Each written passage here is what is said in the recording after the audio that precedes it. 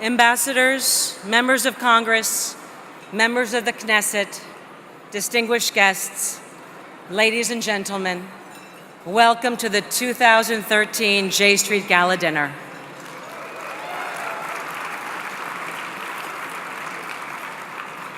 I'm Alexandra Stanton, Vice Chair of J Street and Chair of our Political Action Committee.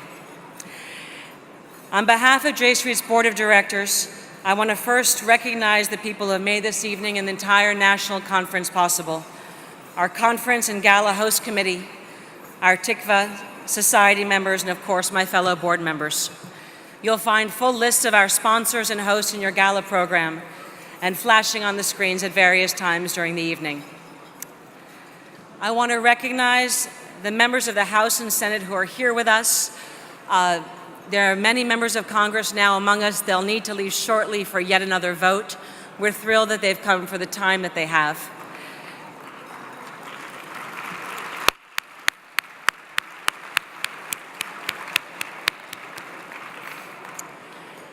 This was the largest RSVP's attendees that had joined us at any gala or conference throughout the several days we were here, and we're thrilled at our progress.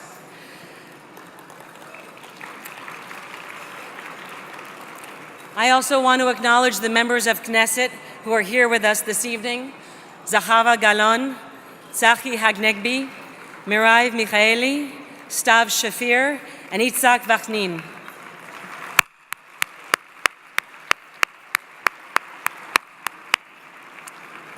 Finally, I want to thank the incredible staff of the organization, and in particular Sarah Beller, who was in charge of this year's conference, and Michelle Rathburn, who was our gala coordinator. Please join me in a round of applause for the J Street team.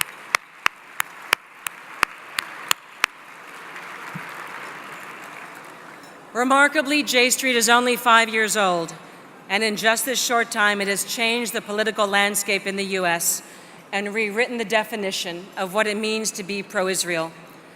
We have established that without a doubt, there is a significant base of Israel's supporters in this country who understand the message that President Obama and Secretary Kerry have delivered so clearly this year. Without a two-state solution to the Israeli-Palestinian conflict, Israel's future and security are at risk, and its democratic values and Jewish values compromised. And Mr. Secretary, we in this room are answering your call to help build the constituency, the great constituency, for peace. With over 180,000 supporters nationally, nearly 50 chapters in communities around the country, active campus organization at scores of colleges and universities, and with 900 students at this conference, and also with the nation's largest pro-Israel PAC, we have quickly established J Street as a significant part of the political landscape of the United States. If it were not for all of you, we could not have grown this movement for peace the way that we have and will continue to do. And we would not be hosting about 3,000 conference attendees from around the country this weekend. Give yourselves a round of applause.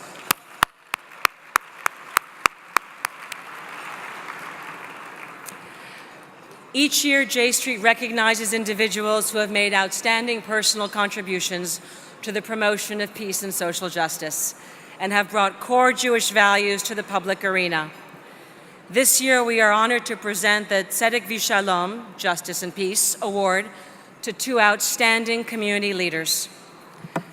But before we bring them on to stage, I have the honor of introducing two amazing individuals who have been at the forefront of our issue, writing and advocating for peace, and who will tell us more about J Street's honorees this evening. Please welcome Les Gelb, former columnist of the New York Times and President Emeritus of the Council on Foreign Relations, and dear friend Congresswoman Donna Edwards of Maryland.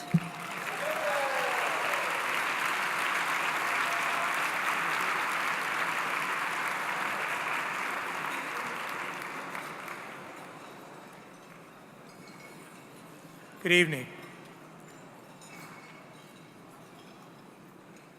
I'm here to honor Mort Halperin.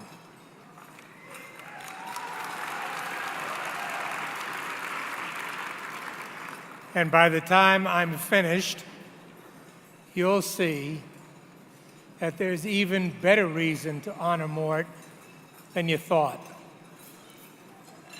Mort is a star in the business of U.S. national security. And he's a star in this way. He was, starting at age 13, one of the people who helped define what national security was all about. It was a new field. It combined traditional foreign policy with arms control and the nuclear world. And then, having participated in saying what it was, along with greats like Zbig Brzezinski, Sam Huntington, Henry Kissinger, Mort started to redefine it by going way beyond traditional national security concerns. Let me tell you this story. Mort was approximately 13 years old by the time he wrote his first 3 books. They were all about nuclear war fighting, how to fight nuclear war against the Soviet Union, how to fight nuclear war against China, and the third one was Norway. That was the one we lost. Mort could have been the youngest tenured professor at Harvard, even younger than Larry Summers. But he decided on a career in government. Mort hired me into the Defense Department. I knew him from Harvard, but he hired me on to be his director. He was a Deputy Assistant Secretary of Defense, the youngest among the young. And he proceeded to do some incredible things that I'm sure almost everybody in this room doesn't know about. He started to look at the Vietnam War and ask why. At a time, particularly in the Pentagon, when it was very dangerous. He started to look at nuclear arms control negotiations with the Soviet Union at a time when people really didn't know what they were or what they should be. And that, too, was politically dangerous. And he became one of the champions for the reversion of Okinawa to Japan, a critical element in restoring a future relationship with the Japanese.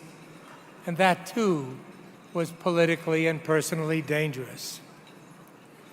By the time Mort was finished redefining national security with his literature and with these moves in the Pentagon,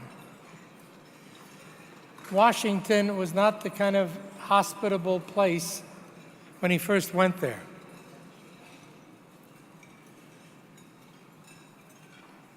Mort and I hooked up again at Brookings, and he left to go to work for the defense team for Daniel Ellsberg. We had terrible arguments over whether or not he should do this. But he was determined to do it, and that represented the move on his part toward redefining national security. And from there, it was a short step to the American Civil Liberties Union, to George Soros's various humanitarian activities, but Mort began to think way before the people in the national security business about other dimensions of national security, about humanitarian concerns, about democratization. We still have a lot of work to do about those matters because it's more talk than reality, but Mort Halperin is just the guy to work on them. He even made it back to government for a time. But to us of the Mort Halperin generation in national security, Mort was a star. Mort is a star. We're lucky to have him. Thank you. And If you don't believe me, watch this videotape.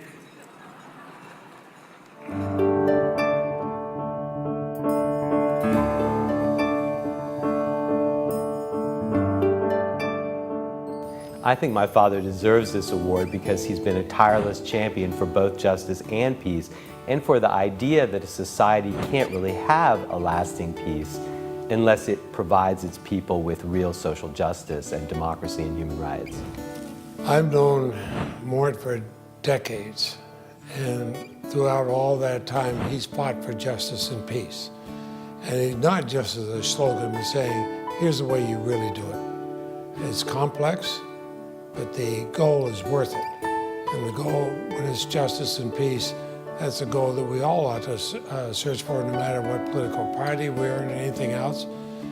It's nice to have somebody like Mort Halperin who explained that to you, in case you forget. Mort Halperin is the quintessential man of ideas and action. You know, there are people with great ideas, and there are people who are committed to action. But Mort combines those in a way which is unique.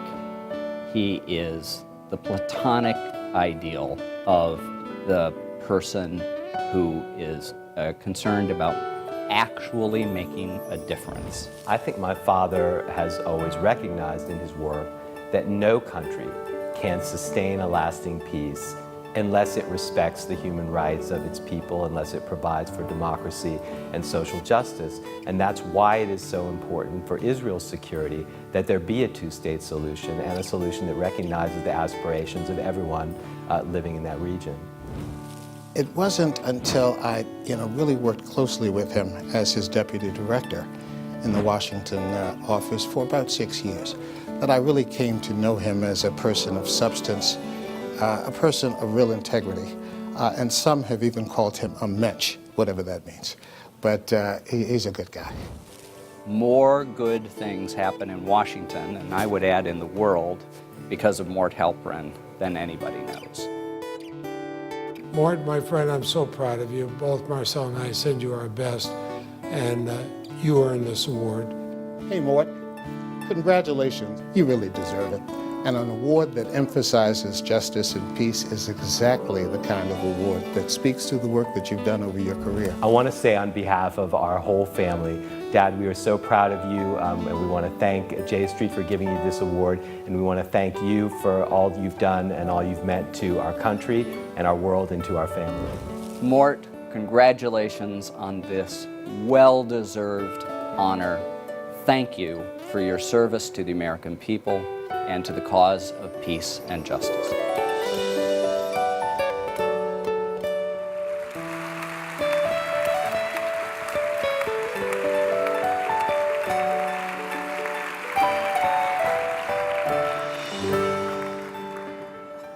And now, Representative Donna Edwards.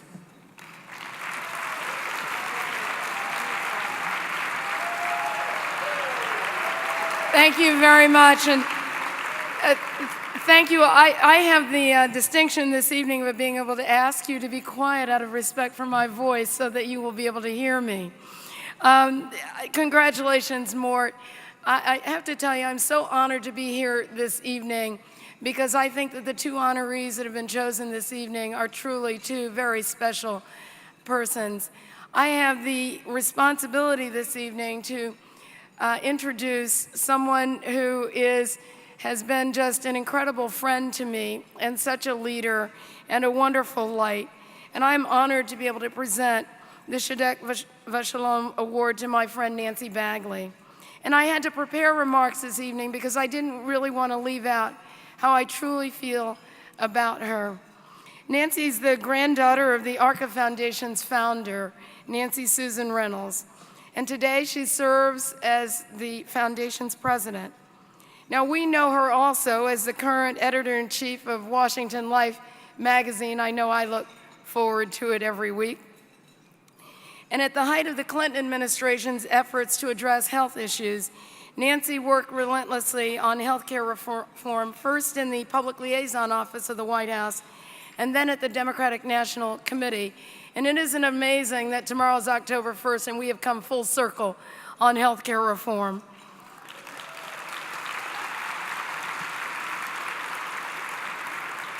On a personal note, I've known Nancy now for more than 20 years, and I have seen her curiosity, I've seen her willingness to take risks, and I've watched her learn and grow. I know that today she's leading the ARCA Foundation on new paths that match the creativity and leadership of her grandmother and of her father, my dear friend Smith Bagley. I could not think of someone more deserving of a Justice and Peace Award that's given for outstanding personal contributions to the promotion of peace, for social justice, and for bringing core Jewish values to the public arena. Through her lifelong commitment to Israeli-Palestinian peace and support of J Street, and I know that through her travels throughout the region, she has been profoundly affected. And Nancy was, in fact, at the ARCA Foundation, really led the foundation as one of the first philanthropic institutions to support J Street. I think that is a demonstration of her risk-taking, and look at the reward that that has given us.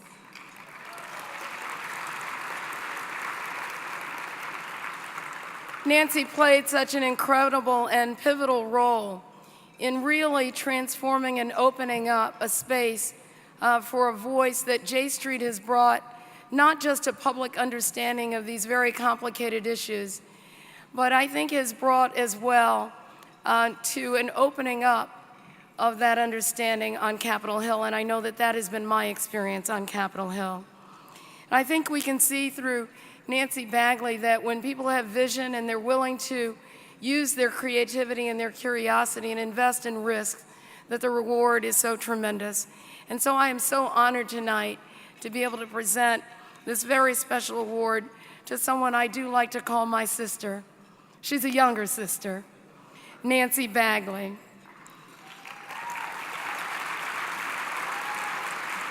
Now, not everyone could be here tonight to share with Nancy their congratulations and well wishes, but here is what they had to say in this video. Her interests and passion always lie in the area of justice. Nancy's whole life is about taking up difficult and challenging causes. Nancy is one of the most unabashedly passionate people I know about every issue she cares about. She educates herself. Every single day she's learning something new that moves towards economic justice, equality, commitment to peace around the world. And she does it in a passionate yet methodical way.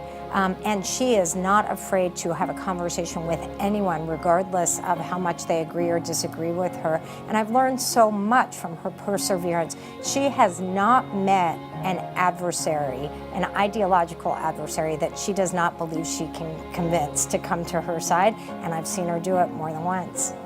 An award that is celebrating justice and peace in leadership is the perfect award for Nancy. Nancy has dedicated so much of her professional life and her philanthropy to advancing social justice and human rights, and she's done it in a way that's been fearless and that's been strategic, and I think it is a perfect opportunity to honor and celebrate her and her leadership.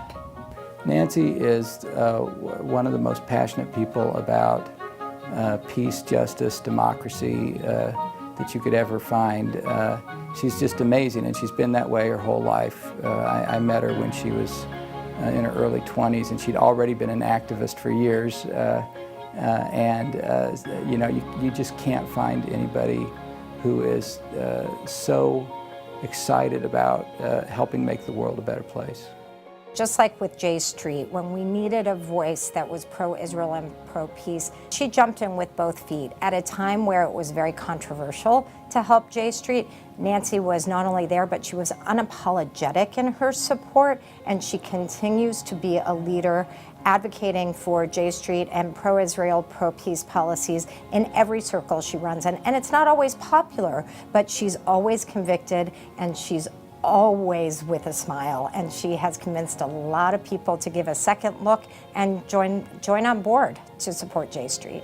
Nancy, congratulations on this award. You deserve it so much. You've been such a wonderful part of progressive politics in this country and around the world. Congratulations, Nancy. It is such a pleasure to be here with you tonight and to celebrate you and the amazing work that you've done to earn this award. Congratulations, Nancy. You deserve this more than anyone I know. John and I love you. Congratulations. I'm proud of you, Mommy. I love you.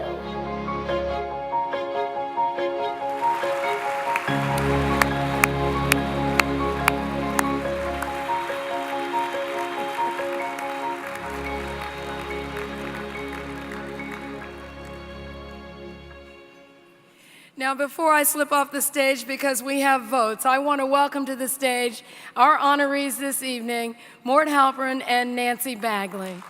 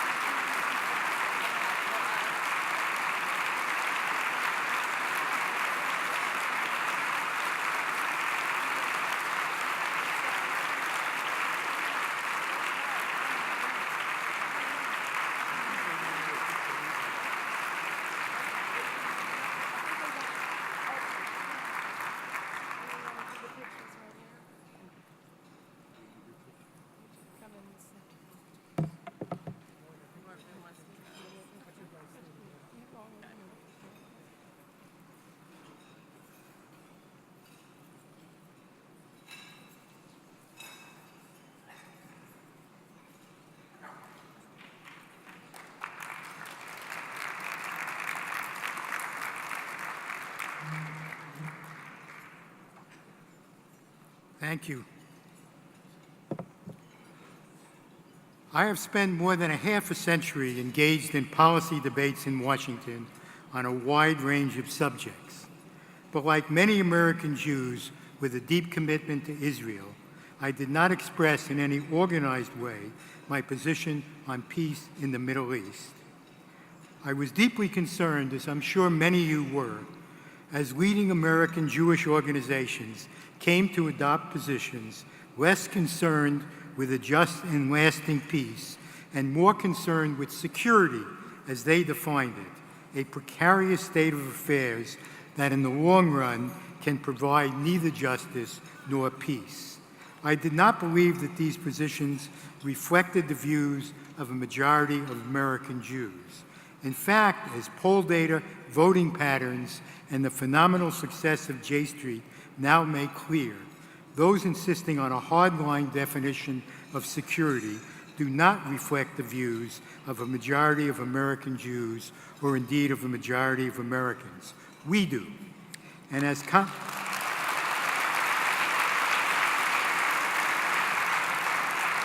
we are confident that a majority of Israelis do as well. We believe in a two-state solution that protects Israeli security and its coexistence as a Jewish and a democratic state. We believe that solution must become a reality. Indeed, we believe that it must. Having these views, when Jeremy Ben-Ami approached me with the idea of J Street long before it was launched, I told him that I would do everything I could to help. I've tried to meet that commitment and will continue to do so now as chair of the J Street board. I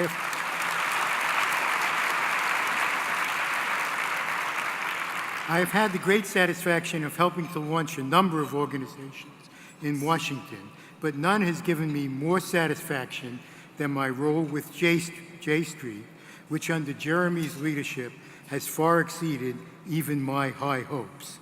One measure of our success is the remarkable growth of J Street U. We have given students who care deeply about Israel a way to express their support for Israel, but at the same time voice concerns about policies that do not reflect their values or indeed the values of many Israelis. We are delighted that more than 900 representatives of J Street U came to this conference.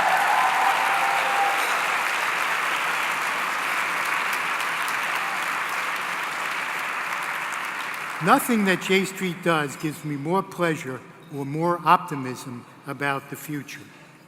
My own personal and professional relationship with Israel goes back very far.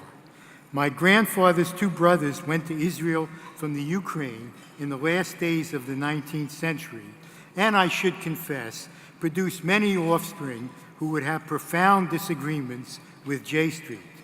However, two of my aunts made Aliyah from the United States, one before independence and one soon after, and that branch of the family is more supportive of J Street, and I am pleased that it is represented here this evening.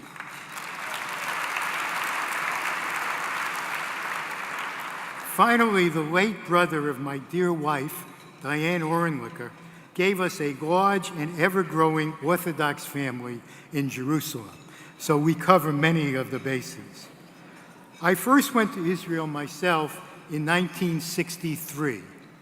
I walked up to the fence that kept Jews out of Jerusalem, and I stood under the Golan Heights, looking up at the high plateau from which Syria could rain shells down on Israel. I first dealt professionally with Israel's security issues in 1967 when I was in the Department of Defense. Israel came to the U.S. government and said, "When we evacuated the Sinai, you told us that if Egypt closed the Gulf of Aqaba to Israeli ships, the United States would reopen it. They have, please do." I was startled when the government I served replied, "You are correct. We did promise to reopen the Gulf if this happened, but we have changed our minds, and you will have to open it yourself." And so, as you know, Israel did. And so my commitment to the notion that Israel must be able to assure its own security was formed and remains with me to this day. I was back in Israel on a UJA trip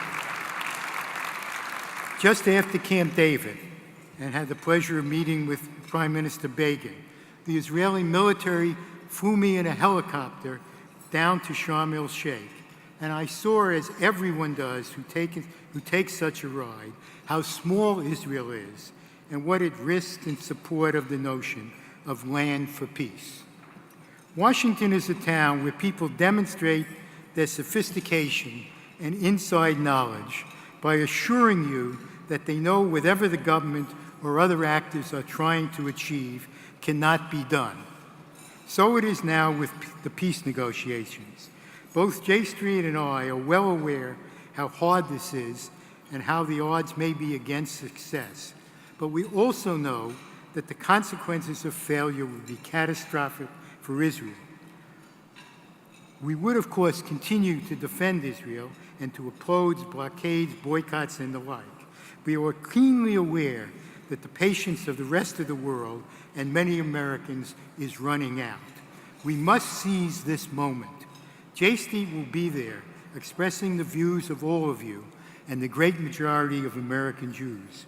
We will have the back of the President, the Vice President, for whose presence at the conference we are grateful, and of the Secretary of State. We take comfort in the large numbers of members of Congress who have accepted the endorsement and financial support of J Street and who will support the administration as it presses for a two-state solution. I cannot be more delighted that my and J Street's good friend, Martin Indyk, is leading the negotiations for the United States, and we look forward to hearing him later this evening. I am honored and humbled by this opportunity to play a role in the work of J Street and by the award you have given me. Thank you.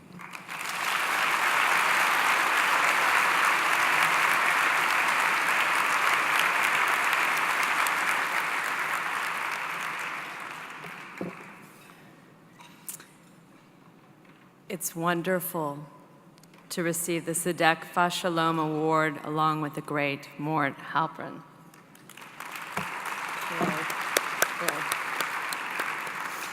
Jeremy Benamy, look what we've accomplished with your leadership in just 5 years.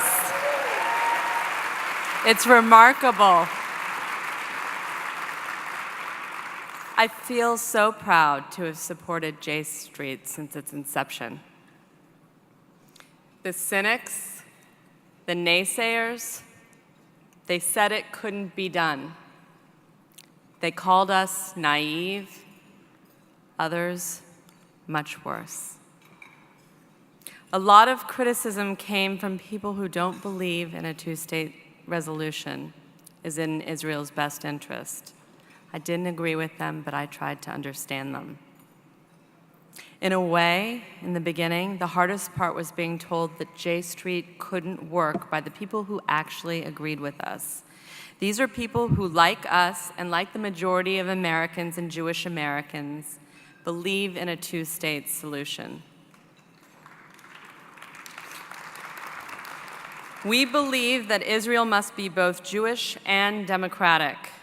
We believe that Palestinians have a right to a state of their own.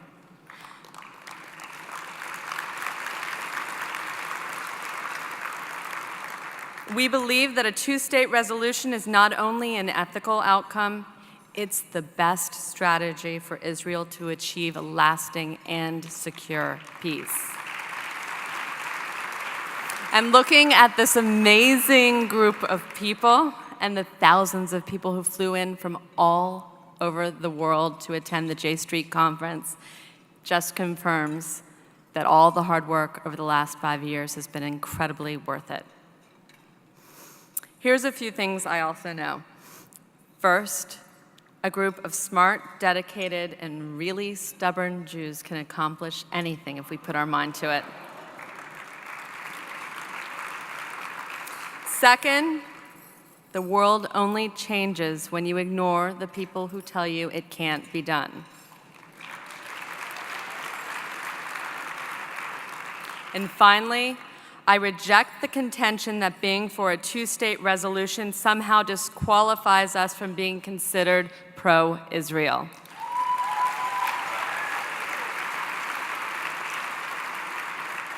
As a supporter of J Street, I'm acutely aware our work has just begun. In truth, I wish we were celebrating our 10th anniversary. Time is running out, and what's clear is that the status quo can't be maintained. Former Prime Ministers Olmert and Barak have both said that Israel risks becoming, quote unquote, an apartheid state. And a one-state solution where millions of Palestinians are expelled from the West Bank is morally reprehensible and politically unworkable. Look, I'm not naive. I know that there are those who live in hate and wish us harm.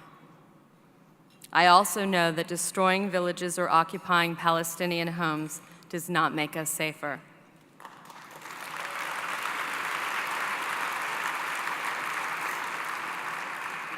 I feel like Daniel Pearl knew this. In 2002, Danny was brutally murdered in Pakistan while reporting a story about Al-Qaeda for the Wall Street Journal.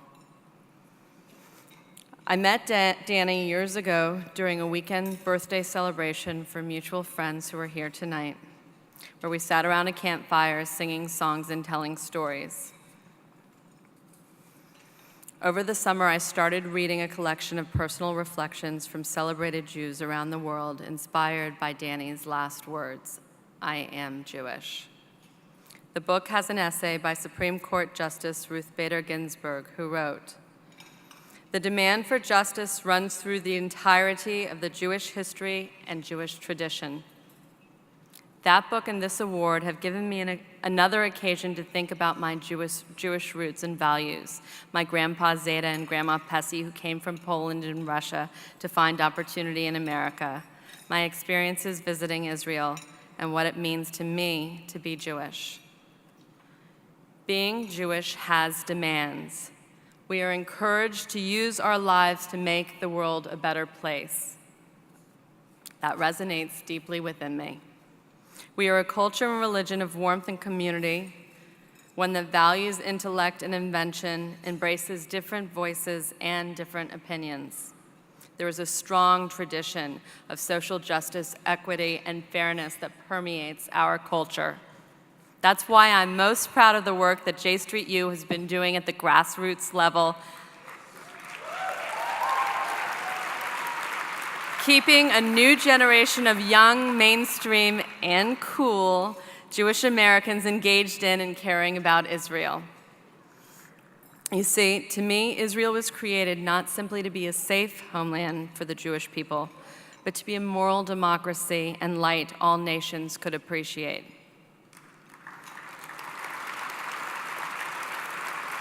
We know peace and security can be achieved. I'm so proud to be working with J Street and with all of you. Thank you so much.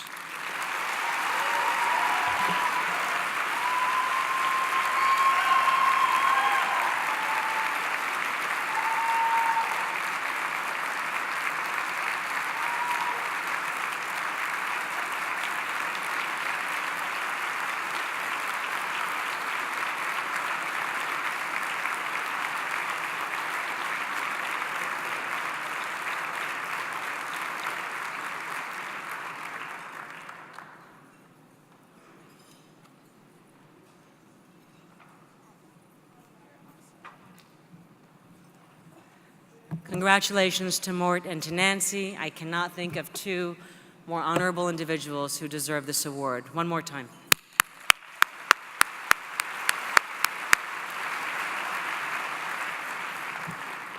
So you're going to have your main courses, and we'll be back with the program in a little bit after you've sunk into your entrees. See you in a bit.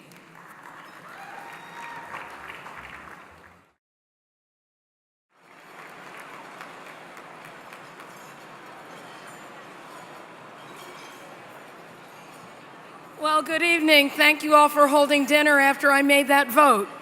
Listen, I came back because I wanted to come back, and congratulations to the honorees, but to say to them how excited I am to be able to welcome someone who is a friend, who is a mentor, and who is a leader. Someone who led us to the Affordable Care Act, who holds Wall Street accountable, who brought us out of the brink of a Great Depression, and who has stood side by side for the peace and security of Israel and for ensuring that we move forward toward a solution that results in security in the region.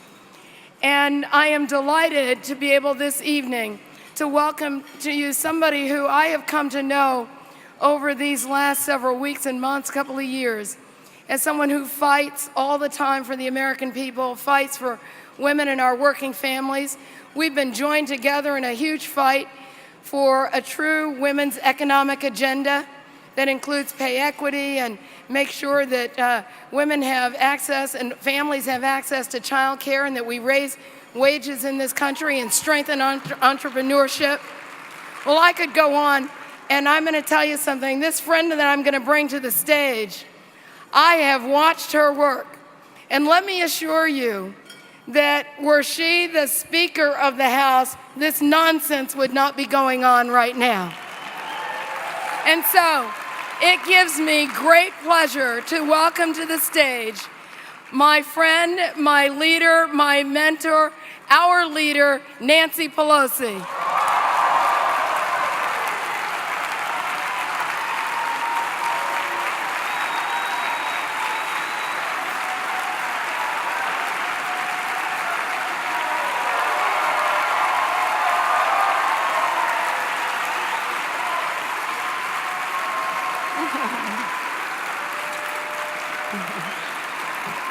Thank you very much, J Street.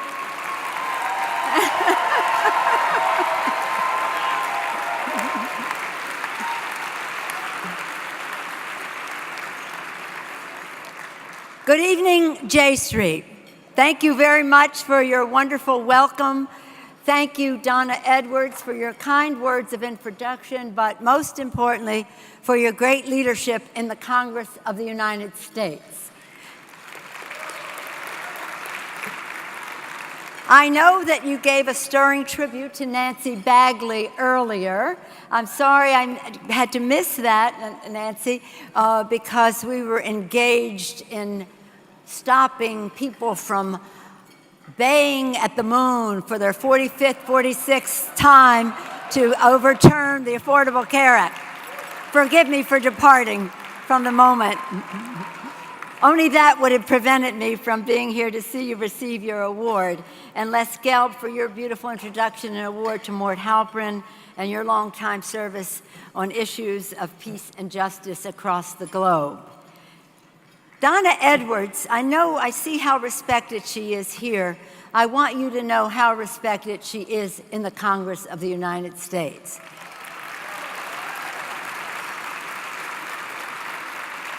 Whether members agree on the other side of the aisle or disagree with her point of view, they all respect her integrity, her knowledge, and her dedication to making the future better. On both sides of the aisle, on both sides of the Capitol, on both sides of Pennsylvania Avenue. She is the future and the present. She makes a tremendous difference, and she's very proud of the friendship that she has with J Street. Donna, thank you once again for your leadership. All of our participation in this extraordinary conference and your persistent advocacy would not be possible without Jerry Ben-Ami. Your presence here is a tribute to his leadership and the vision that he has for J Street. Thank you, Jeremy. Through organizing on Capitol Hill, Donna has told me what is going on campuses and in our communities. Jeremy, his fellow leaders, and all of you have maintained J Street as the home of the pro-Israel, pro-peace movement.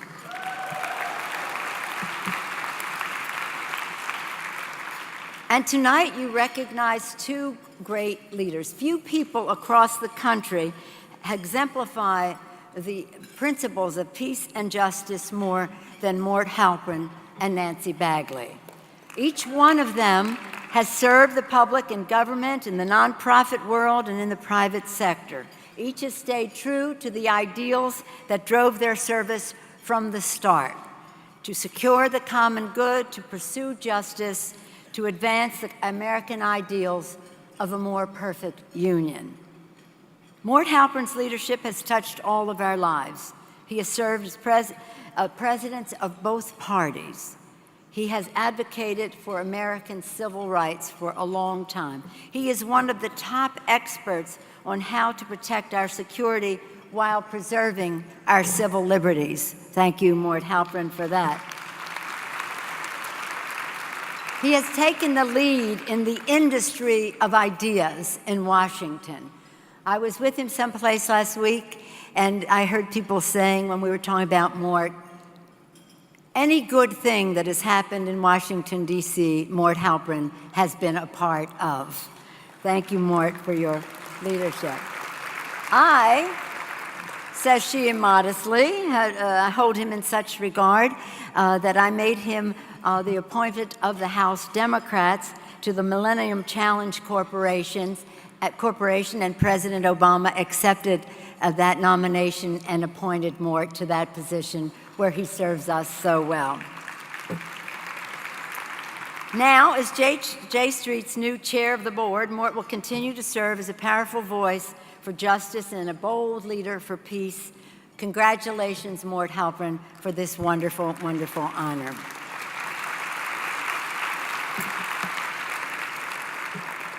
Nancy Bagley, we all love Nancy Bagley. Not only love her, respect her, admire her. She comes from a family committed to public service. We all know that. She learned from a young age the importance of engaging with policymakers who were in her home, leaders and progressive activists from around the world. With her strong work ethic, diplomatic skills, and commitment to progress, Nancy Bagley has made her own mark, her Nancy Bagley mark, in the fight for equality and peace. She worked with President Clinton in the White House. She's a young person now, is a very young person, facilitating democracy building at the ARCA Foundation, where she worked with Donna Edwards, Donna Edwards worked for the foundation, and engaging in the Middle East peace with policy with J Street. As a working, I want to say some personal things about her because I've known her for many, many years. She's a friend of my daughter, Christine. They now do baby dates, what do we call that? Play dates and all of that with their children. But she's a wonderful person. I was at my husband and I were at her wedding, Sarush and her wedding. So this is about personal as well as really official and civic admiration. I've seen her as a working mother dedicated to advancing the rights of all mothers across the globe. And with her husband, Sarush, she is raising their son, Cameron, with that same dedication to service. This little baby boy, he knows of a sense of community already. Many of Nancy's friends know that this is a highly unusual night for her because she can usually be found behind the scenes, making change happen. My daughter, Christine, I was talking to her on the way over, and she said, I don't know if she's nervous, but she's usually the one, again, making things happen, and tonight things are happening for her. I hope that you understand how much that means to her and to all of us. Tonight, Nancy Bagley is front and center in the fight for justice, and rightfully so. Congratulations, Nancy, on receiving the Peace and Justice Award from J Street. As we honor Mort and Nancy, we know that the connection between peace and justice is a real one, that these values are bound together. Pope Paul VI once said, if you want peace, work for justice. That is the way, that's what J Street is about, even though it's not necessarily, maybe even knows that Pope Paul said that. But it is a truth. And it's all about peace founded in justice for Israel and her people, a peace that secures Israel's future as a Jewish democratic state. J Street knows that now is our time to heal. It is our time to lead. That American leadership is necessary for peace and prosperity in the Middle East and around the world, and it is a privilege to join you tonight as part of the great constituency for peace.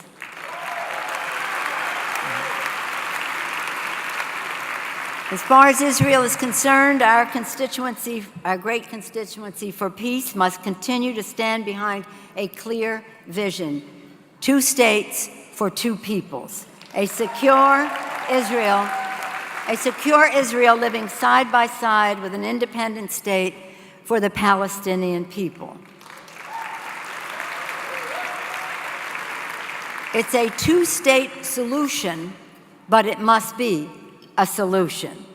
It is a vision resting at the center of any pro-Israel agenda, a vision essential to U.S. national security. It is a vision intended to sustain Israel as a beacon of hope and opportunity and democratic ideals from generation to generation.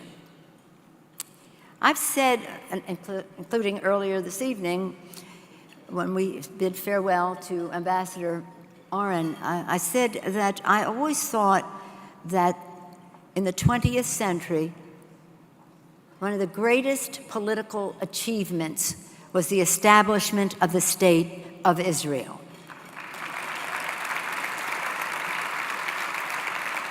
And so, as I said before, for all of us, a 2-state solution has been and remains our goal, but it must be a real solution. A solution must be negotiated. It must promote security, growth, and progress for all parties. A solution must address Israel's legitimate and pressing security needs alongside Palestinian aspirations for a country of their own. A solution is in Israel's interest. It is in America's interest. It is in the best interest of families and children, students and soldiers, activists and political leaders across the region. 20 years ago, in September 1993, as I can see from the many young faces in this crowd, some of you were just born, maybe at that time, but I had the privilege as a member of Congress of sitting on the White House lawn to witness Prime Minister Rabin sign the Oslo Accords. Hearing him express the hope, as he said, to live side by side, in dignity, in empathy, as human beings, as free men. Yitzhak Rabin, Prime Minister. His words ring true in that efforts of J Street and in our common efforts for peace today, as he said, for dignity, for empathy, and for freedom of Israelis and Palestinians. Moving forward, we must realize that the dream of peace and justice for Israel and her neighbors is in the 21st century. It is indeed our time to lead. In fact, it is long overdue. It is time to ensure that the unbreakable friendship between the United States and Israel is forever a friendship dedicated to peace, to justice, and to future success for all. Thank you, J Street, and thank all of you who are here for leading the charge of the pro-Israel, pro-peace community. I wish you much success in that endeavor. I look forward to our working together.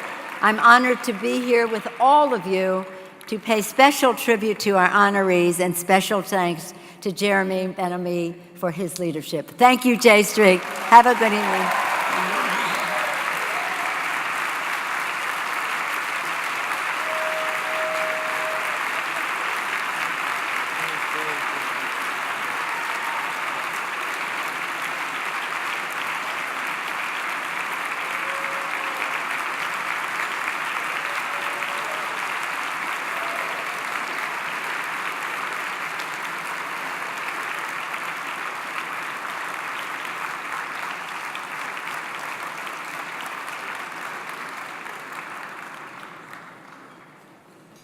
One more thing.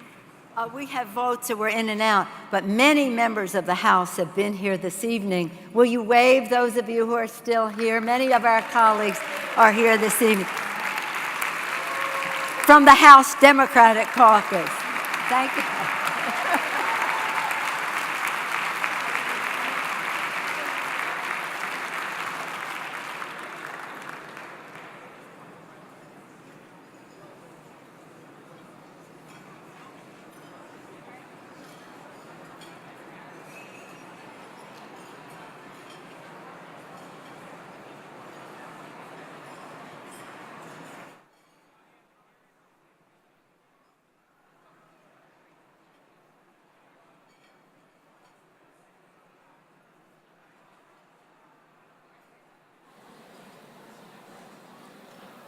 Ladies and gentlemen, J Street is very pleased to present these special remarks by Israel's ambassador to the United States, the Honorable Michael Oren.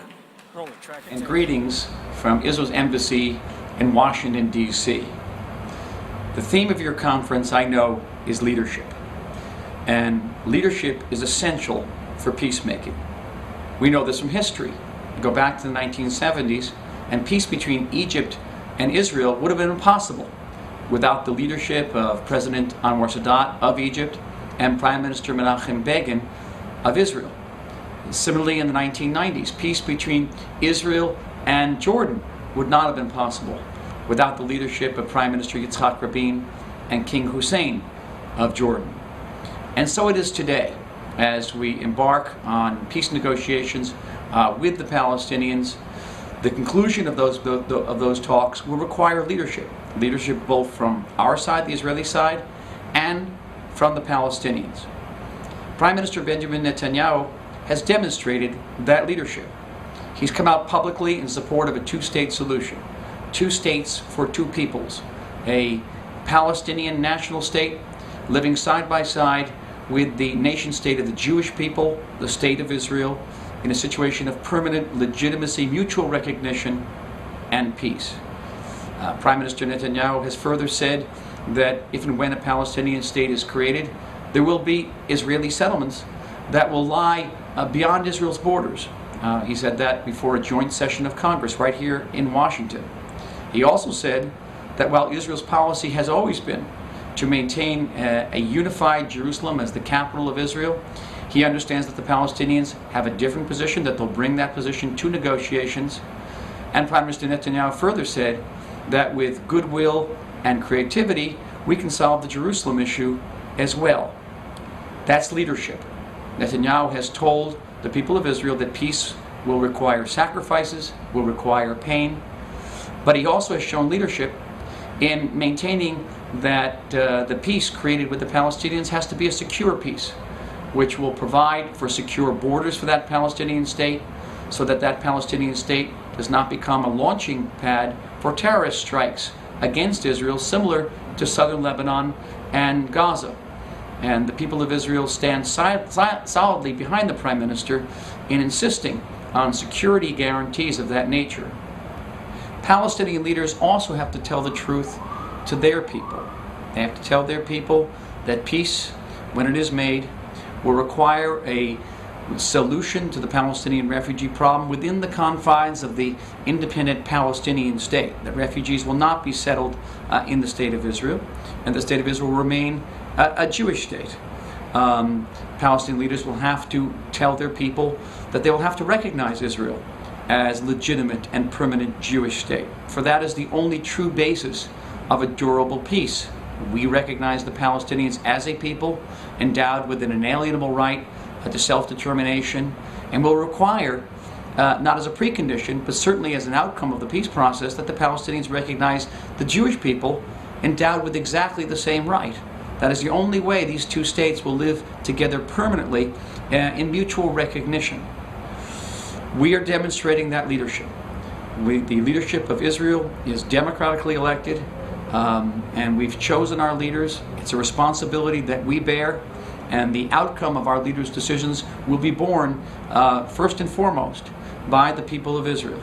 And we hope that the Palestinian leaders will demonstrate the same courage, the same vision, and conclude the peace process, which thankfully now has restarted, and bring it to the two-state solution which we all seek. So with that vision of leadership, courage, vision, I say to you, and particularly to the young people among you who will be assuming leadership positions in the future, support us as we embark on this difficult process, and support the decisions of the democratic state of Israel in choosing the leaders who will bring us forward and hopefully to peace. With that, I want to say shalom again from all of us here at the Israel Embassy in Washington.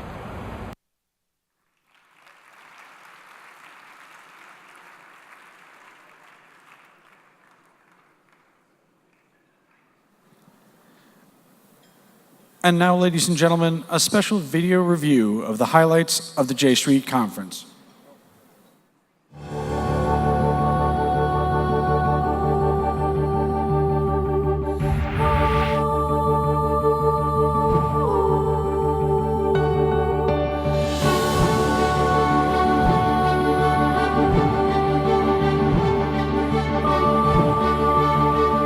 Who could have imagined the strides that we would make in just 5 short years, from a basement startup to a respected and vibrant voice at the center of the national and communal debate in this country when it comes to Israel and the Middle East.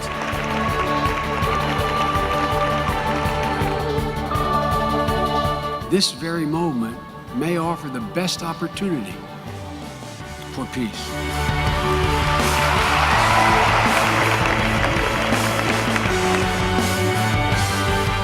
This is an event, and this is an organization, and this is a gathering that we have been waiting for a long time.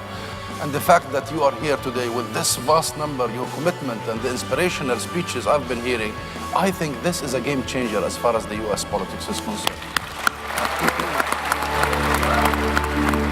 This is all about a diverse group of Jews in the United States getting together to support two-state solution, pro-Israel, pro-Palestine, together in a community. And it's just a place where I can put my support for our pro-Palestinian, pro-Israeli activism, where I'm surrounded by peers that also support the same vision.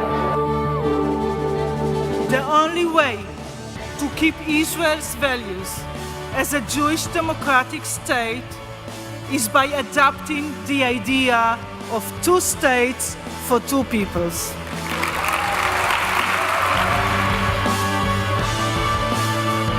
I'm here to advocate for a two-state solution.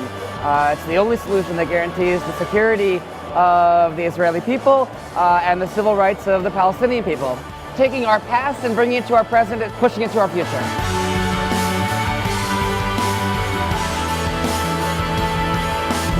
To Prime Minister Netanyahu, I say, move ahead.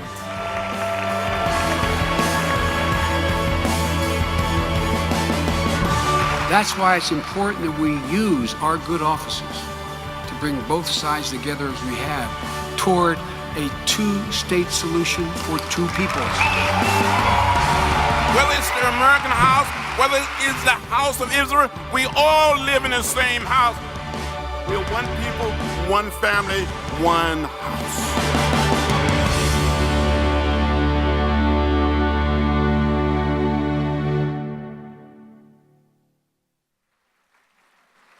Ladies and gentlemen, please welcome back J Street President Jeremy Ben-Ami.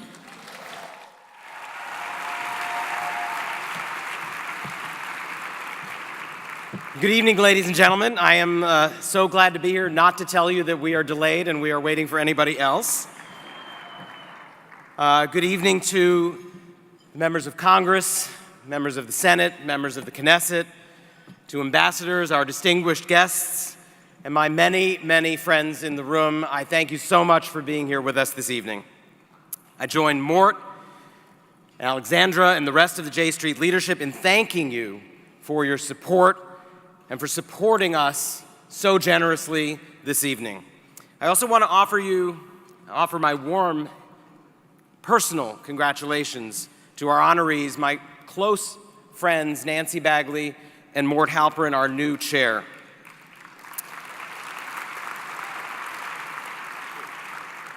You've heard it already this evening, but I really want to reinforce from me personally that this evening, this organization, the progress that our movement has made would not be possible without these two people. I thank them for their leadership. They understand that change only happens when people with vision take risks, roll up their sleeves, and tackle the seemingly insurmountable challenges. I salute you, Nancy and Mort.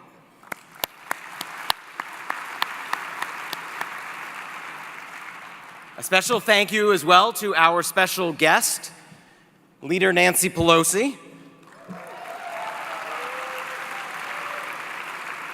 I can't even conceive how difficult it was to be able to actually make it here this evening, given everything that is going on. I think that's a testament to your personal commitment, both to Mort and to Nancy, but also to the cause that we stand for, and I appreciate your time. I want to thank the members of the House and the Senate who have passed in and out, and some of whom are here with us. I really do understand this evening is a little bit difficult. I said earlier, this is the last J Street conference that will happen on the last day of the fiscal year. I really want to offer as well a heartfelt personal thank you to the J Street staff.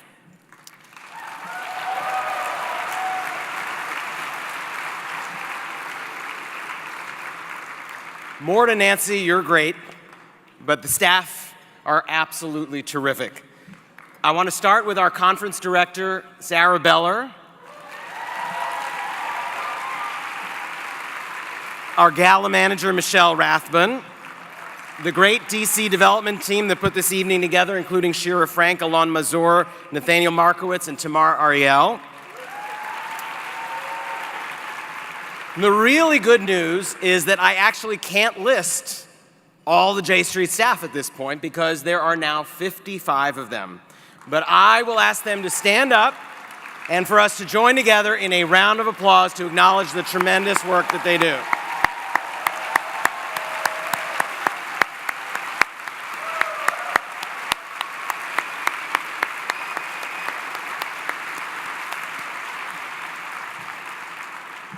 As you've all just seen from the video, if you weren't here or you experienced in person, these have been an incredible 3 days for J Street. This fourth national conference has been another marker on the road of J Street's tremendously growing strength as the political voice of pro-Israel, pro-peace Americans. With over 2,800 people in attendance, this conference was double the size of our first one in 2009. In all aspects, J Street continues an incredible growth trajectory. Our budget today is double what it was in 2010, and we're in the midst of a campaign to double it again in the coming years. Our Political Action Committee endorsed 29 victorious members of the House and Senate in 2008. We endorsed 70 winning candidates in 2012, and we distributed 3 times as much money.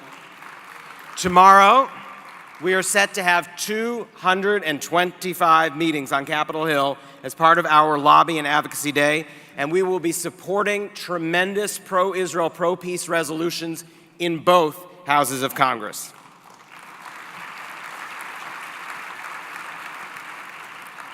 We set out 5 years ago to ensure that our political leaders here in Washington would hear loudly and clearly a new voice speaking on behalf of pro-Israel Americans.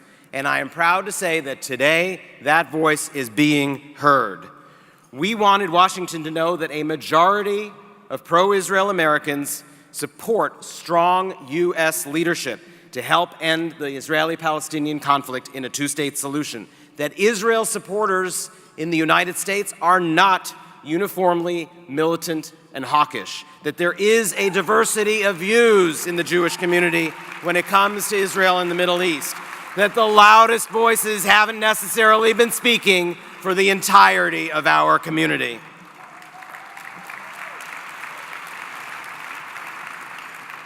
As I mentioned in my opening remarks on Saturday night, we also wanted the Jewish community and the country as a whole to understand that those great values, the principles that mark us as a community, that we bring to all the great work that we do in communities across this country and around the world, that those values do not come to a grinding halt when it comes to the borders of the state of Israel.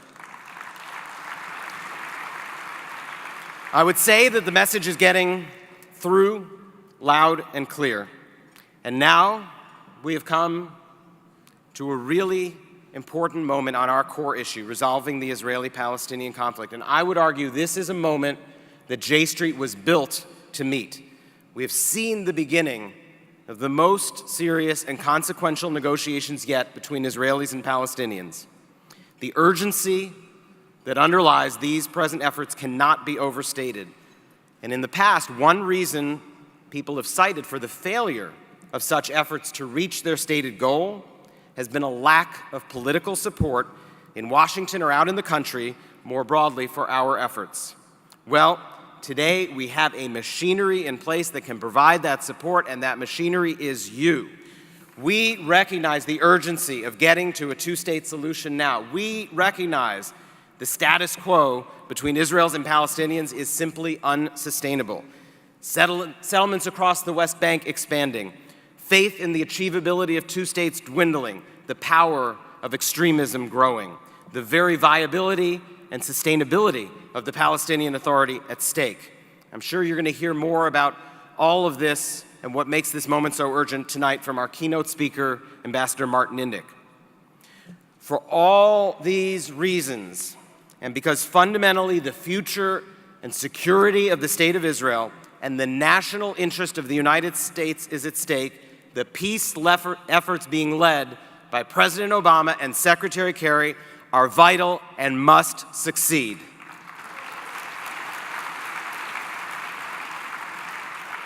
J Street is committed to meeting this challenge and to recognizing the urgency of the moment and the necessity of success. That's why we were so pleased this weekend to announce the launch of our 2 campaign at this conference and to head out into the rest of this year and into next year, building up momentum and helping to build the great constituency for peace that was mentioned by Leader Pelosi and called for by Secretary Kerry.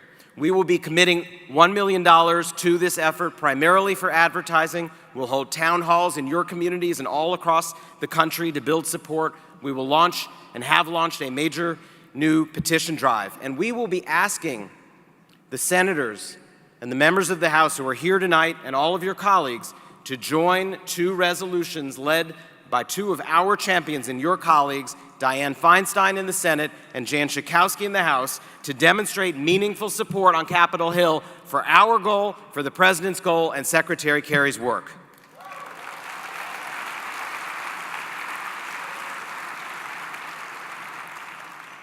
The two campaign is about more than simply building support for this important effort. It's also about defining what a two-state solution really means.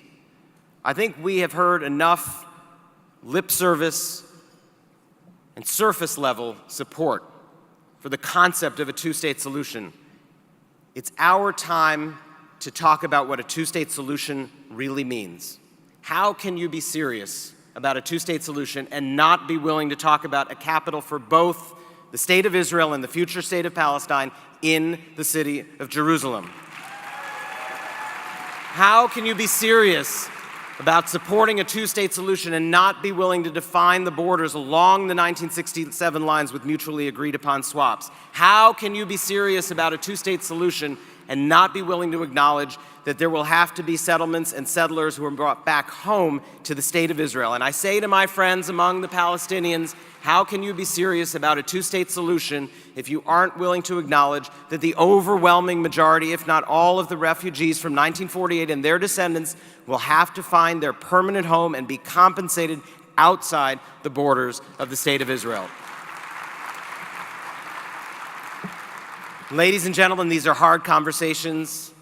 These are tough times, but the window for peace is open. Time is of the essence, and I think we all understand the challenge that we face on the road ahead. I believe there are reasons for optimism. One of those is the leadership that is being demonstrated by the President and by the Secretary, and another is the team that Secretary Kerry has brought together to work day in and day out to fulfill the vision that he has put forward. And that team today is led by our keynote speaker this evening, Ambassador Martin Indyk. Everyone in this room is familiar with Ambassador Indyk's bio. As a young man, the future diplomat found himself in Israel just as the 1973 Yom Kippur War broke out, and he volunteered as a Jerusalem trash collector, which no doubt provided him with a lot of the skills that have come in handy throughout his career. Indyk then decided to devote his life to doing what he could to resolve the Israeli-Arab conflict. He eventually migrated to Washington, where he quickly established himself as a Middle East expert. He spent 8 years as the founding director of the Washington Institute for Near East Policy before becoming President Clinton's director of Near Eastern Affairs at the National Security Council. He was the first Jewish American to serve as our country's ambassador to Israel. He knows everyone there is to know, both in Israeli politics and among Palestinians, and both sides like, respect, and trust him. Ambassador Indyk is a longtime friend of J Street as well. In March, he joined us at our Leadership Summit to brief nearly 200 of our leaders on the prospects for peace. So we were thrilled when Secretary of State Kerry called on him to serve once again. Martin, I know that you and I share one deep wish in terms of your career, and that is that this should be the last position that you hold working to end this conflict and to achieve peace. There would be no more fitting climax to your distinguished career than to join the ranks of the unemployed. And I will be thrilled to join those ranks right beside you. Ladies and gentlemen, we are in for a treat. Please welcome Ambassador Martin Indyk.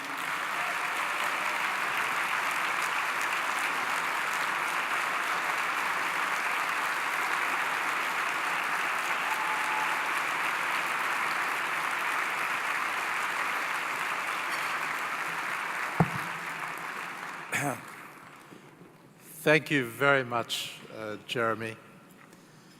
Ladies and gentlemen, it's a real pleasure to be with you tonight. I have to say, when they told me I was going to be the final speaker for your conference and that I was going on at 9:30 at night on the third day of your event, I wondered whether there was going to be anybody left in the audience. I'm deeply gratified that you hung around for the sake of this speech, but I think it is a testament, yet another testament to the commitment of all of you to the cause that we all share together. And that's what I want to talk about tonight. I can't help but think, Jeremy, about 35 years ago when I first came to the United States in pursuit of my obsession, which was to resolve the Arab-Israeli conflict, or at least to help resolve it, that somebody said to me, "What are you going to do after there's Middle East peace?" That was 35 years ago. And I said, "Well, there'll always be Cyprus."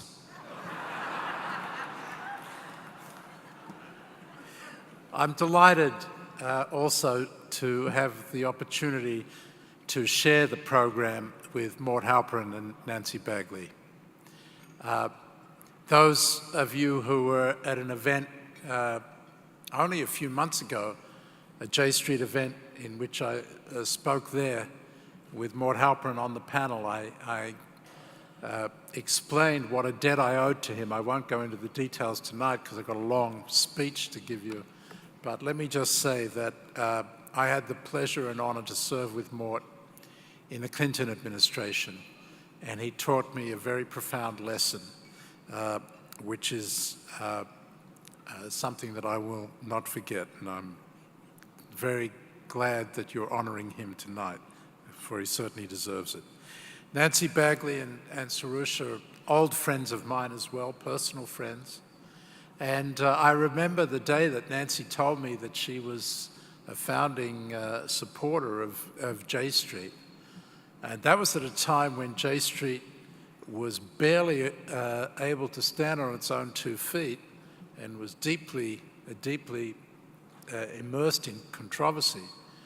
And I remember being very impressed, kind of saying, "Wow, are you really doing that?"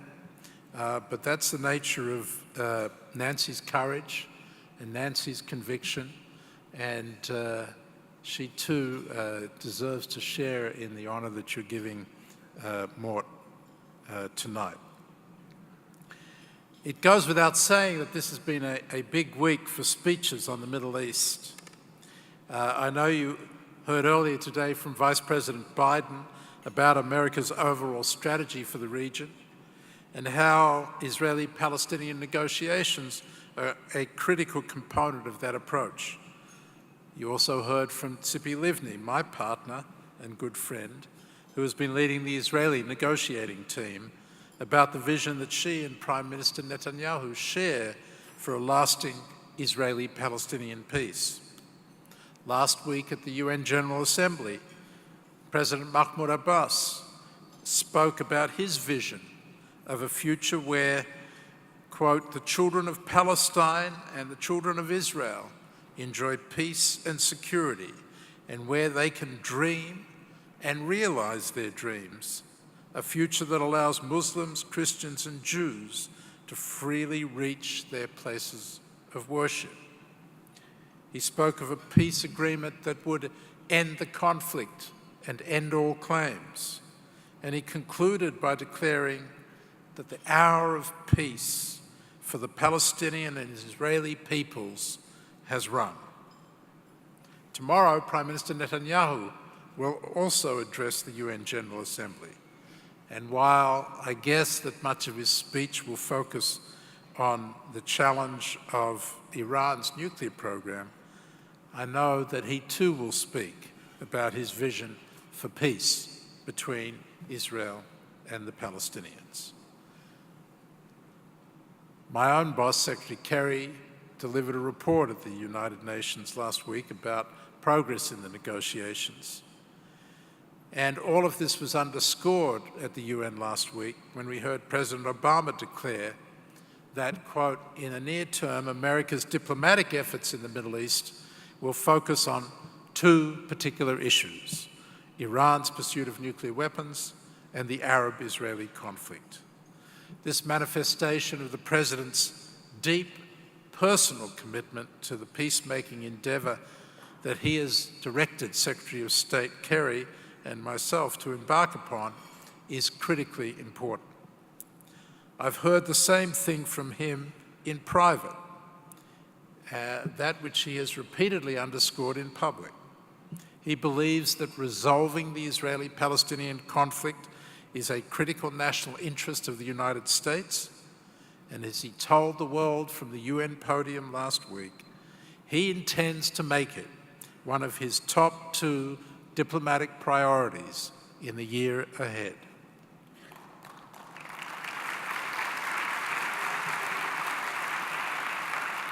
At this point, so many more important people than me have addressed my topic tonight that I'm not sure I can live up to the task of enlightening you further, especially since I, like the other negotiators, are operating under Secretary Kerry's gag order.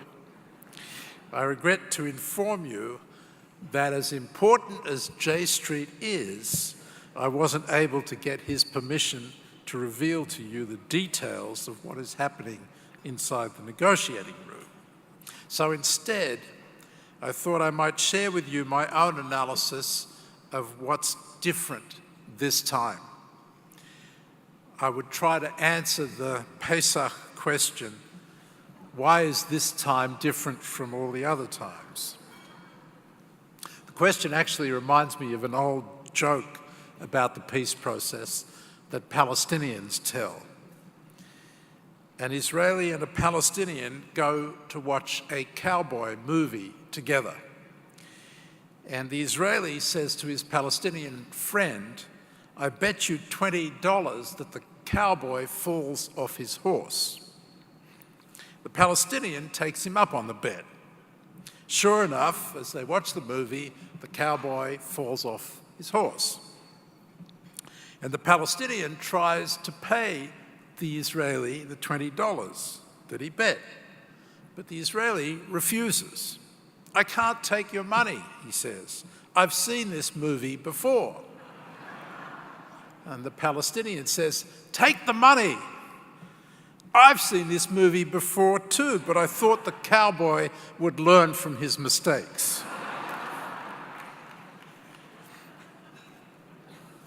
So is there any reason why this particular movie should end any differently than the bad movies we've all seen before?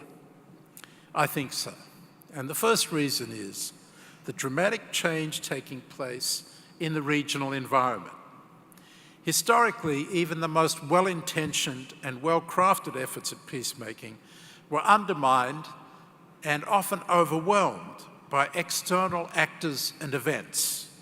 You remember the tragedies like Prime Minister Rabin's assassination at the hands of a right-wing Israeli extremist, Hamas, Palestinian Islamic Jihad, and Hezbollah terrorism and rocket attacks, all encouraged by Iran. Time and time again, these kinds of events made it impossible to achieve the objective of a peace agreement between Israelis and Palestinians. Today, the enemies of peace are either significantly weakened or otherwise preoccupied. Their disinterest is partly a function of their conviction that after so many past failures, there is no chance that we will now succeed. They too have seen this movie before. But those low expectations also give us, the negotiators, some space within which to operate. Some argue that the turmoil in the surrounding Arab world makes it difficult for Israelis and Palestinians to take risks for peace. But to my surprise, since I've been involved in these negotiations over the last 2 months, that is not the way the leaders or their negotiators see it. On the contrary, they all seem to feel that the turmoil around them gives them an added incentive, and most significantly, an opportunity. The incentive comes from their common fear that if they don't succeed in transforming their relations now, and indeed in making peace now, that they too risk being engulfed by the violence. The opportunity comes from the way in which the regional turmoil is generating a common sense of purpose between the Arab states and Israel to contain the instability by trying to resolve one of the long-standing sources of regional conflict. That was manifested in the decision by the Arab League earlier this year to declare their support for a resolution of the Israeli-Palestinian conflict based on the 1967 lines, quote, with comparable and mutually agreed minor swaps of land. That move, that updating of the Arab League Peace Initiative, signaled their willingness to endorse changes in the 1967 lines that could accommodate Israel's interests, provided they were compensated by territorial swaps. Since then, foreign ministers from the Arab League follow-up committee have met regularly with Secretary Kerry. They met with him just a few weeks ago in Paris to demonstrate their support for America's efforts and to make clear that when the deal is done, they will be there to publicly endorse it. That's very different from past experience.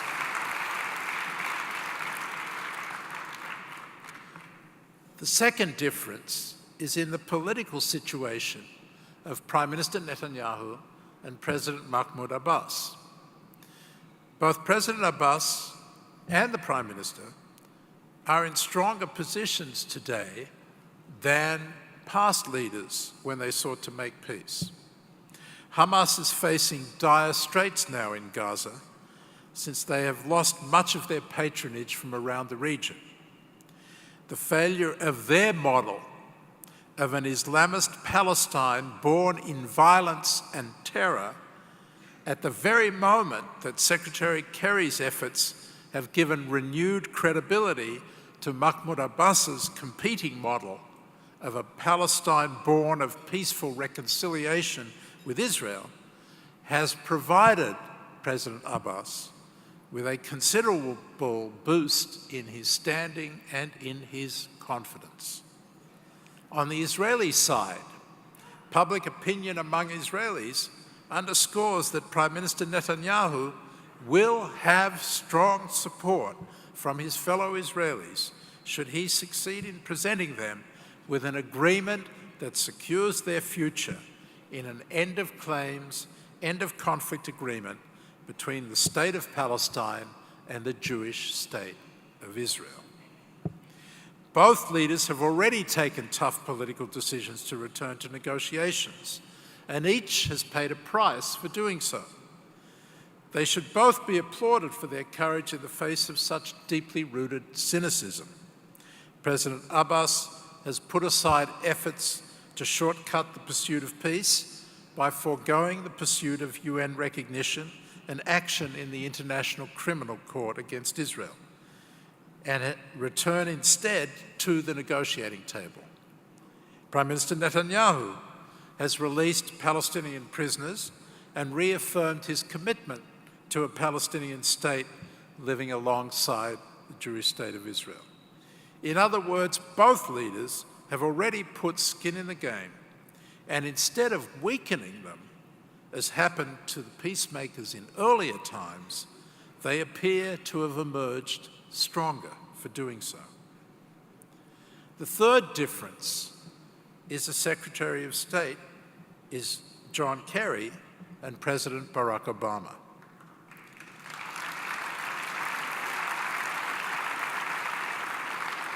Secretary Kerry is the latest in a long line of Secretaries of State who have sought to resolve the Arab-Israeli conflict, beginning back with Henry Kissinger in the 1970s.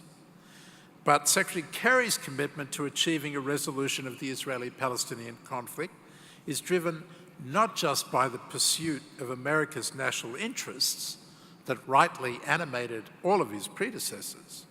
It's also driven by a passionate commitment to the cause that is unique to this time, which has made the sense of urgency ripen.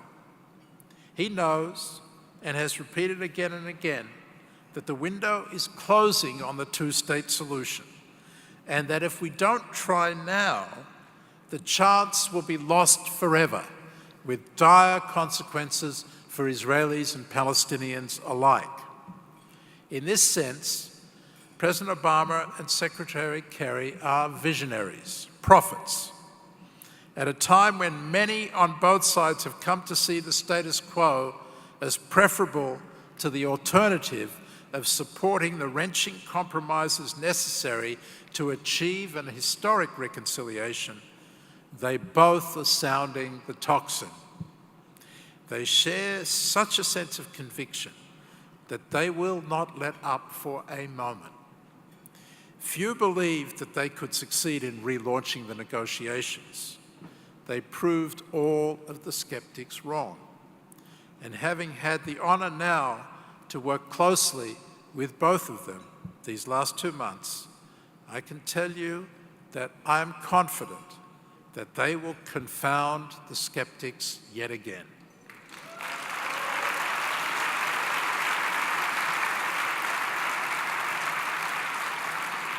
Because of the importance of this moment, we have moved forward aggressively on multiple tracks. First, in terms of the negotiations themselves. Both leaders have committed to the goal of achieving a final status agreement on all of the core issues in a 9-month time frame. People will say that's too short a time to resolve such complex and difficult issues. But as you all know, the two sides have been negotiating these issues for many years.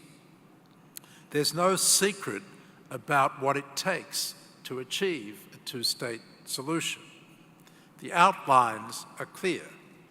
What's needed is great courage and reasonable compromise, a will to take the really tough decisions that will lead their peoples to the promised land of peace.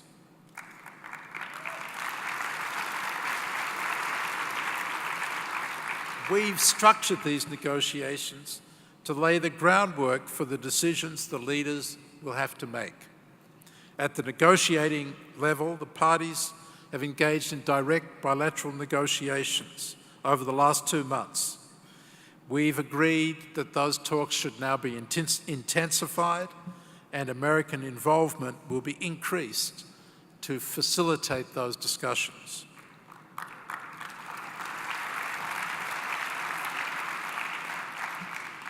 As I often heard from former Secretary of State Madeleine Albright when I worked for her, she used to say, negotiations are like mushrooms, they grow in the dark. Secretary Kerry has made this more than just a motto, he's made it a rule. So while I don't think it would be wise to go into any details, let me just assure you of 2 things. All of the core issues are on the negotiating table.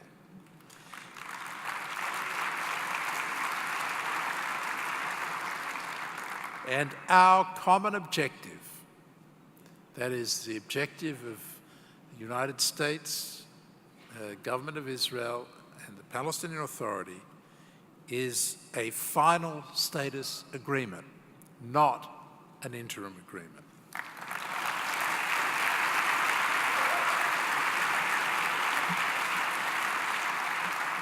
At the same time as the negotiators are working to establish and then narrow the gaps on all of the core issues, Secretary Kerry has intensified his own engagement with the 2 leaders so that when the time is right, he can begin to work with them to bridge those gaps. President Obama has stepped up his own involvement, meeting with the negotiating teams at the beginning of the process to encourage them to engage seriously, and now meeting with the leaders on the margins of the UN General Assembly. He met with President Abbas last week in New York, and today, as you know, he met with Prime Minister Netanyahu at the White House.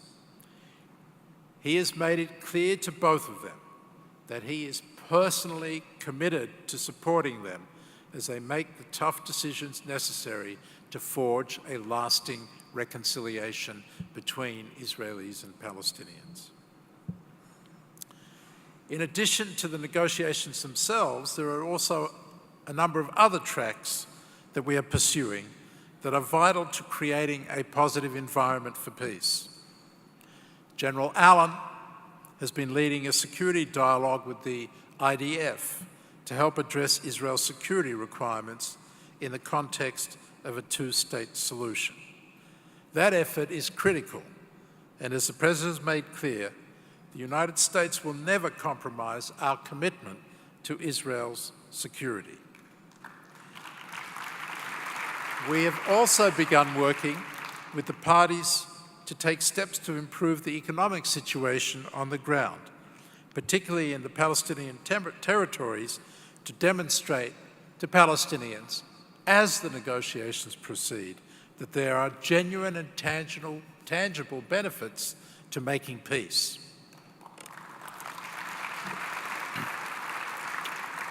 Last week, the Israeli government announced a number of new steps to improve the economic situation for Palestinians in Gaza and the West Bank. These included 5,000 new worker permits for Palestinians to work in Israel. The number of Palestinians now working in Israel, I think, amounts to something like 75,000 or so. Additional quantities of water are being supplied for the West Bank and Gaza. New construction materials are allowed now into Gaza for the private sector. The Allenby Bridge will be open 24 hours a day, 5 days a week. All of these steps by the Israeli government that are being taken, and there are more to follow, are being taken in the context of the negotiations. But they are only the beginning of what we can achieve if we are able to forge a two-state solution where Israeli and Palestinian commerce can expand exponentially. Last week, Secretary Kerry also unveiled a new $100 million vehicle to invest immediately in the West Bank's infrastructure. These projects will demonstrate that negotiations have their dividend in terms of a change in the lives of ordinary people even before the peace agreement is struck. Meanwhile, we are working with our Gulf Arab friends to relieve the crushing burden of debt faced by the Palestinian Authority. And finally, we are focused on creating sustainable long-term growth in the Palestinian economy through generating large-scale foreign direct investment. The private sector is at the heart of this third dimension of our effort, which we refer to as the Palestinian Economic Initiative. If we can succeed in galvanizing the private sector, we can dramatically grow the Palestinian economy, cut unemployment, and increase wages dramatically within the next 3 years.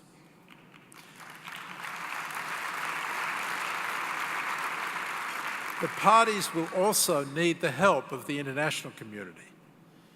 And last week at the UN General Assembly, we worked hard to generate that support, I should say hard and successfully. It's important that Israelis understand that the international community will reward and embrace their efforts to take risks for peace, and will work with them to produce a future in which they will be fully integrated into the international community and the regional order, and Palestinians will experience transformative economic growth along with the freedom that will come from having their own independent Palestinian state.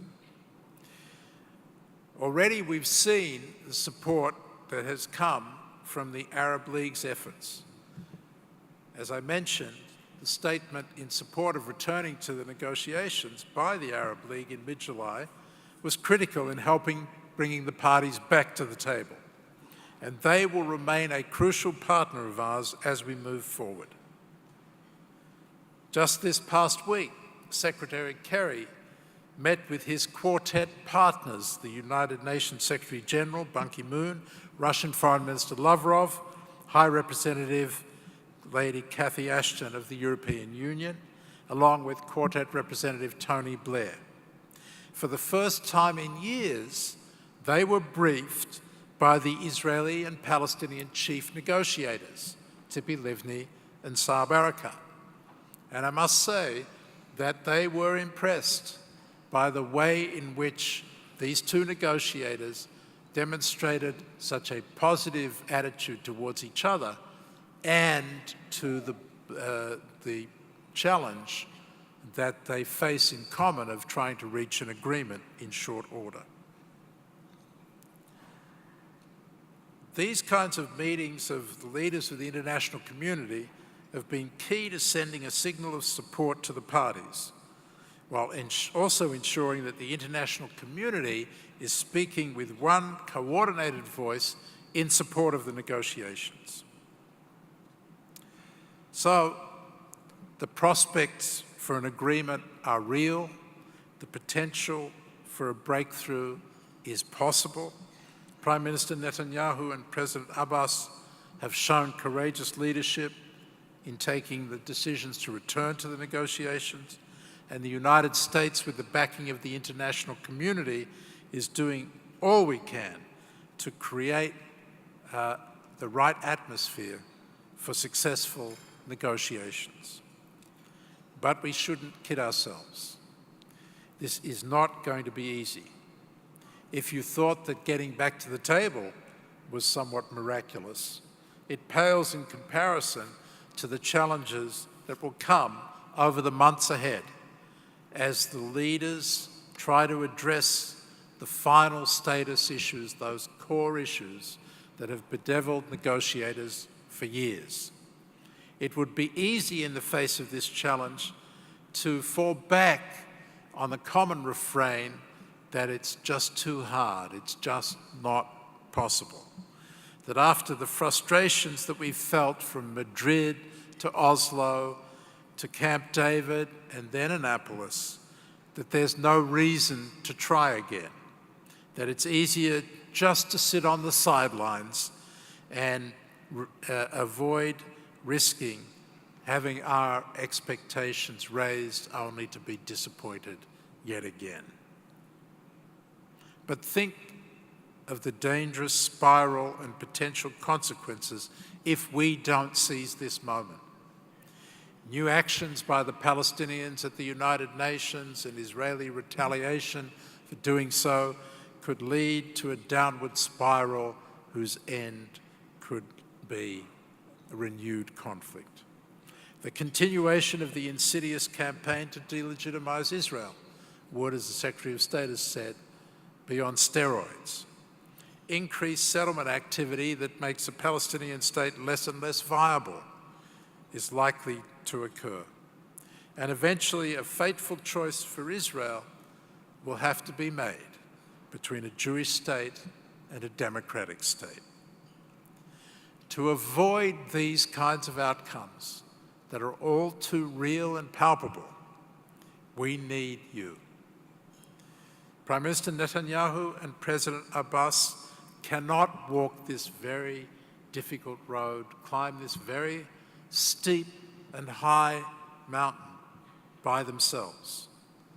They will need the support of their people, and they will need your support too. As President Obama said during his last visit to Israel, peace has to be made among peoples, not just governments. America's Jewish community and organizations like J Street have a vital role to play.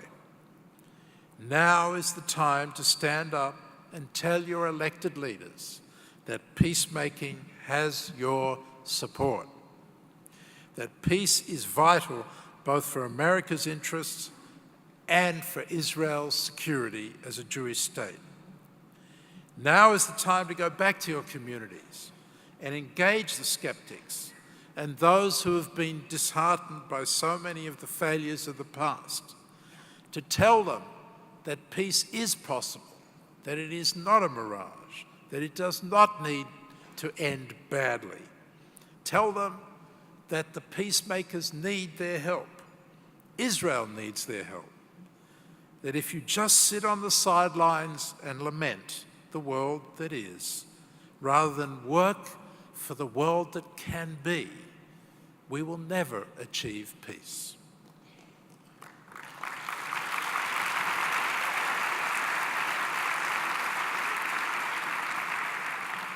Now is the time to send a message to your Israeli family and your Palestinian friends, colleagues, to reach out to them with a message that you support them, and ask them, why are they sitting on the sidelines when their future is so much at stake? Tell them that you believe peace is possible and that they need to believe it too, and they too need to work to achieve it. Now is the time to send a message to Prime Minister Netanyahu and President Abbas. Tell them that as they contemplate making the tough decisions, you will be supporting them. The American people will have their back. They need to hear this message, most importantly from their own people, but they need to hear it from you.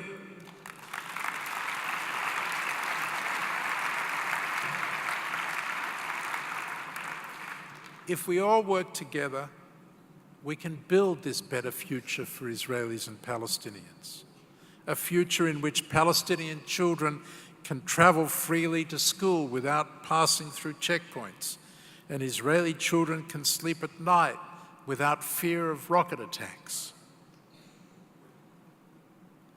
If there's one message I want to leave you with tonight, that it is that we are looking at a very short time frame.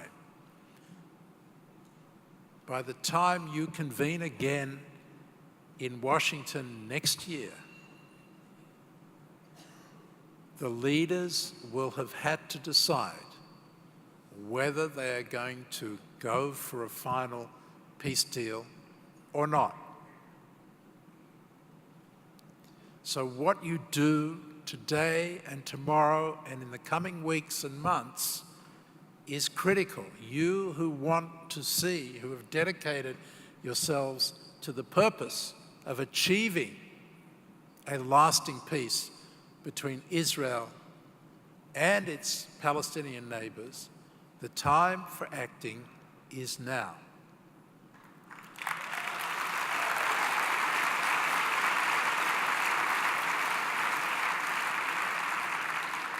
I want to conclude by telling you a little story that some of you will have heard me tell before. It was when the last effort that I was involved in to make peace at the end of the Clinton administration failed. And Shimon Peres said to me afterwards, he said, you know, history is like a horse that gallops past your window. And the true act of a statesman is to jump from the window onto that galloping horse. Now, when you think about it, it's not such an easy proposition.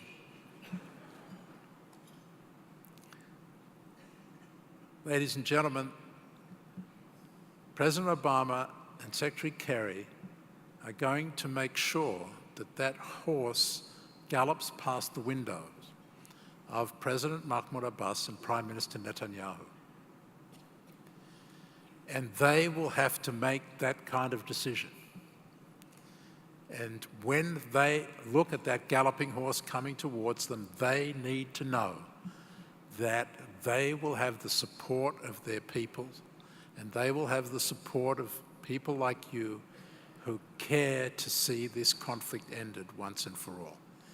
So the time is now, the time is for you to act, and I urge you to take up this challenge with all your heart. Thank you very much.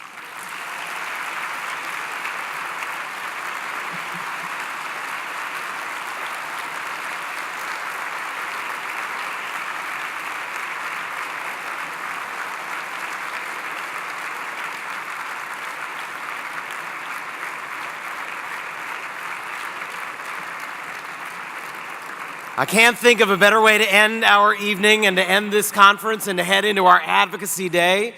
Ambassador Indyk, you have given us the charge that we need. I look forward to seeing you all tomorrow morning, bright and early, outside Cannon Office Building, so we can begin to carry out this great movement. Thank you all very much for coming this evening. What a wonderful night and a wonderful conference.